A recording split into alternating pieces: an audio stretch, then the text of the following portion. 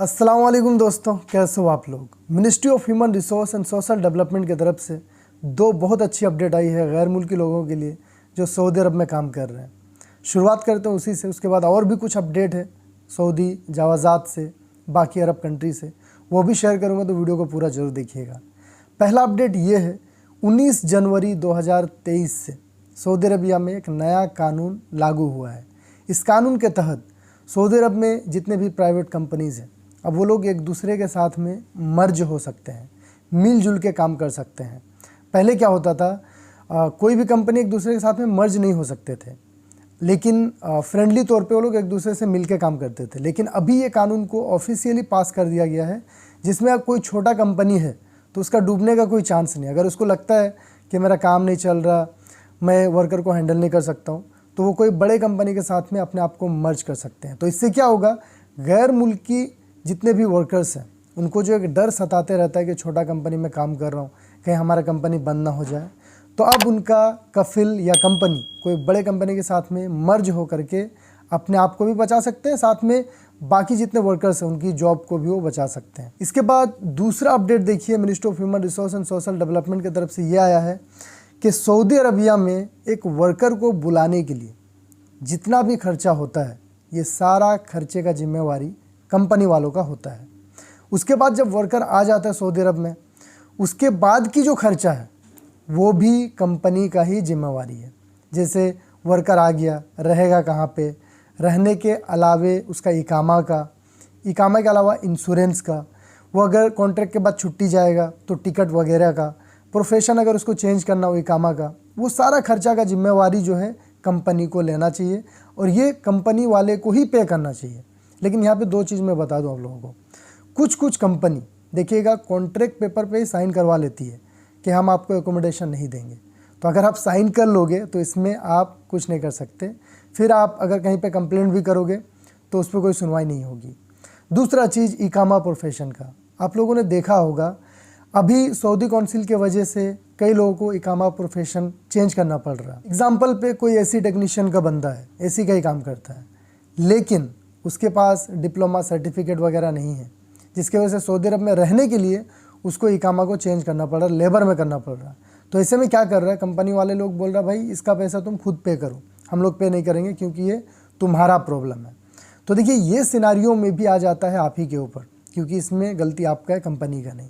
लेकिन बहुत सारे वर्कर जिनका इकामा प्रोफेशन मिसमैच है, वो प्रोफेशन नहीं है जो होना चाहिए एक्चुअल में, जो उनका जॉब है, कंपनी वाले की गलती है, तो वो इकामा प्रोफेशन अगर चेंज करना पड़ रहा है तो उसका भी पेमेंट आप लोग मत करिएगा, ये कंपनी वाले करेंगे। क्योंकि अक्सर मैंने देखा है बहुत सारे लोग अवेयर नहीं है और इकामा चेंज करने का जो पैसा है 1000 रियाल जो लगता है वो खुद से पे करते हैं। अगर किसी को कफाला भी लेना है या इकामा को लेकर कोई पेनाल्टी है जिसका कारण आप नहीं हैं, तो वो पेमेंट जो है कंपनी वाले करेंगे। इसको आप जान के रखिए और वीडियो को शेयर करके अपने दोस्तों को भी ज़रूर बता दीजिए। इसके अलावा देखिए मैंने अपने चैनल पे कई वीडियो अपलोड किया है जिसमें बताया है कि अगर किसी के साथ में कंपनी वाले ज्यादती कर रहे हैं, गलत कर रहे हैं, तो आप कैसे रिपोर्ट कर सकते हो वायलेशन का। ट्विटर पे भी कर सकते हो, मिनिस्ट्री ऑफ ह्यूमन रिसोर्स के एप्लीकेशन के जरिए भी कर सकते हो। इसके बाद एक अपडेट सऊदी जवाज़ात की तरफ से आया है। एक कफिल ने सवाल करके पूछा कि मेरे पास हाउस ड्राइवर है, उसका इकामा एक्सपायर होने वाला है कुछ दिन में, मैंने उसको फाइनल एग्ज़िट वीज़ा लगा दिया है, तो क्या इकामा एक्सपायर होने से पहले ही उसको एग्ज़िट जाना पड़ेगा या फिर वो रुक सकता है। क्योंकि फाइनल एग्ज़िट जब लगता है 60 दिन तक टाइम रहता है स्टे करने का सऊदी अरब में। मैंने पिछले वीडियो में भी ये चीज़ बताया है। तो जवाज़ात ने इस पर जवाब दिया कि इकामा वैलिड रहे ना रहे उससे कोई मतलब नहीं है।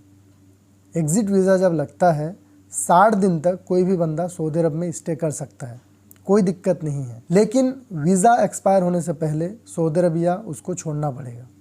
अगर वो वीज़ा एक्सपायर होने तक नहीं छोड़ता है, 60 दिन से ज़्यादा समय स्टे कर लेता है, तो ऐसे केस में उसको 1000 रियाल फ़ाइन पे करना पड़ेगा। वो फ़ाइन पे करने के बाद ही अगर कफिल चाहे तो वो वीज़ा को कैंसिल किया जा सकता है, लेकिन उसके लिए पहले इकामा को भी रिन्यू करना पड़ेगा।